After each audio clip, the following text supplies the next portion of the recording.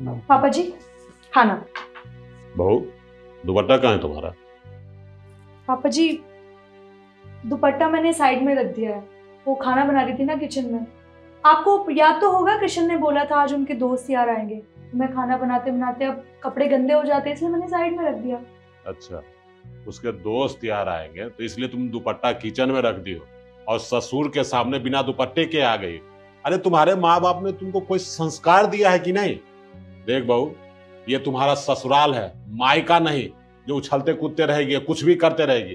तुम्हारा ससुर ससुर ससुर के सामने कम से कम ढंग के कपड़े तो पहन के आया कर। पापा जी, क्या खराबी है मेरे कपड़ों में? मैंने सूट तो पहन रखा है ना। मैंने सिर्फ दुपट्टा साइड में रखा है। आप इतना उल्टा सीधा सुना रहे हैं मुझे। देख बहू, तू अपने मायके में अगर सलवार सूट पहनती उससे मुझे कोई प्रॉब्लम नहीं है, लेकिन ससुराल में बहू हमेशा साड़ी पहन के रहती है और घूंघट में रहती है। और तुम्हें इस बात का ख्याल ही नहीं है कि ससुर को खाना देने जा रही है, सलवार सूट में आ गई।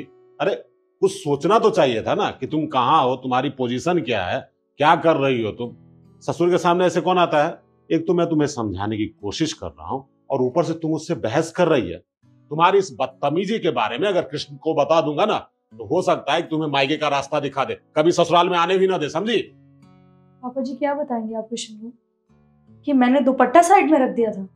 ये बताएंगे आप? हाँ बताऊंगा।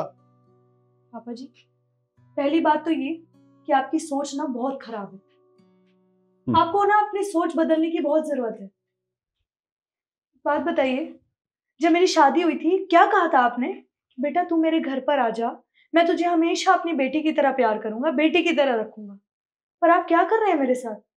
मैंने एक दुपट्टा क्या साइड में रख दिया? आप इतना उल्टा सीधा सुनाए जा रहे हैं। आपको याद नहीं है पापा जी, पिछले ही महीने आपकी बेटी की शादी हुई है, वो भी अपने ससुराल में। उनका पति भी उन्हें कुछ नहीं कहता और उनके ससुराल वाले इतने अच्छे हैं कि वो जॉब पर भी जाती है और जीन्स टॉप पहन के जाती है। पर आपको इस चीज से कोई एतराज नहीं है। क्यों? क्योंकि वो आपकी बेटी है और मैं आपकी बहू।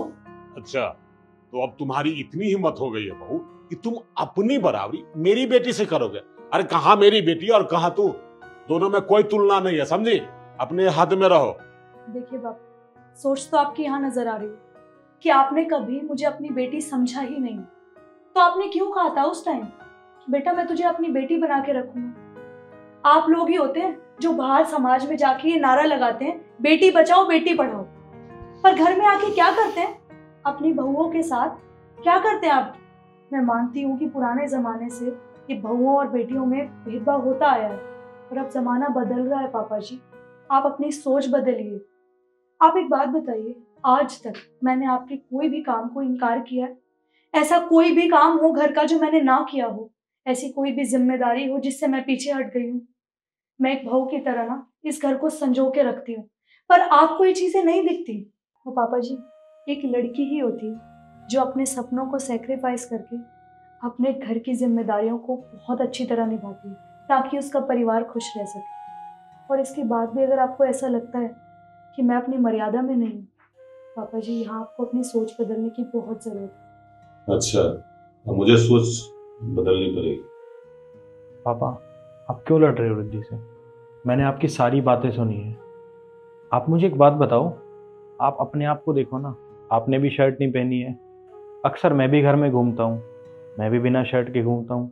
तो आप मुझे तो कभी नहीं टोकते, तो फिर रिद्धि को क्यों टोक रहे हो? उसने सिर्फ दुपट्टा ही तो नहीं डाला। पापा, आप जानते हो ना, शादी से पहले ये जॉब करती थी, इसने सब छोड़ दिया। किस लिए? सिर्फ हमारे लिए, ताकि हमारे ऊपर कोई आँच ना आए, कोई हमारे परिवार के बारे में या हमारे परिवार के संस्कारों के बारे में कोई उल्टा सीधा ना बोले। ये सिर्फ इसने हमारे लिए किया है और आप इसे इतना सुना रहे हो। अरे आप पड़ोसियों को देखो ना, उनकी बेटियों को देखो, उनकी बहुओं को देखो। आपको लगता है वो बहुत संस्कारी हैं, एक बार उनकी इंस्टा प्रोफाइल खोल के देखो, हजारों ऐसी पिक्चर्स हैं, आपको खुद शर्म आ जाएगी। और आप इसे डांट रहे हो।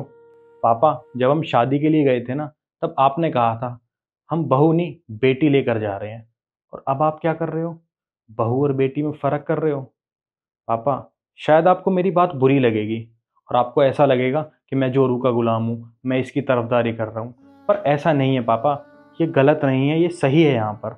और मैंने इससे शादी करी है, तो मेरा भी धर्म है, मेरी भी जिम्मेदारी है कि मैं इसकी तरफदारी करूं।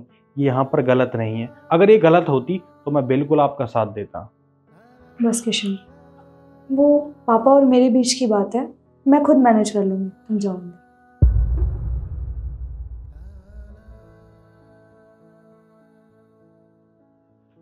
देख बहू, किशन ने बहुत अच्छे तरीके से समझाया, और तू तो जानती ही है ना कि मैं पुराने विचारों का आदमी हूँ। मतलब इस तरह के ख्यालातों से अवगत नहीं था, और मैं नहीं चाहता था कि मेरी बहू छोटे कपड़े पहने, इसलिए मैं तुझे बोलता था। देख, तू हमारे घर की लक्ष्मी है, तू हमारे घर की शोभा है, तुमसे इस घर की सुंदरता है।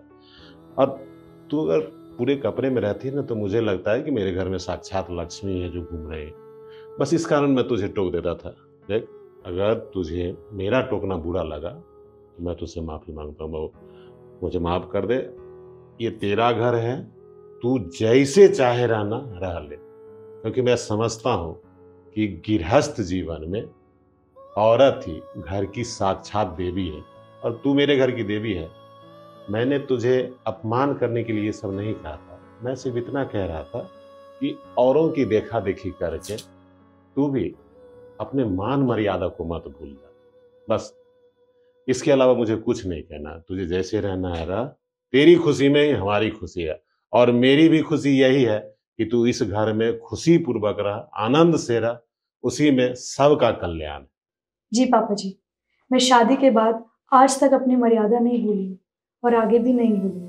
आपको शिकायत का कोई मौका नहीं मिलेगा। जुग जुग जियो बहू, जुग जुग जियो। ठीक है, और रोटी खा लो? हाँ हाँ खा लो। एक दो और गरम गरम रोटी निकाल। ठीक है, ठीक। ठंडी हो गई रोटी।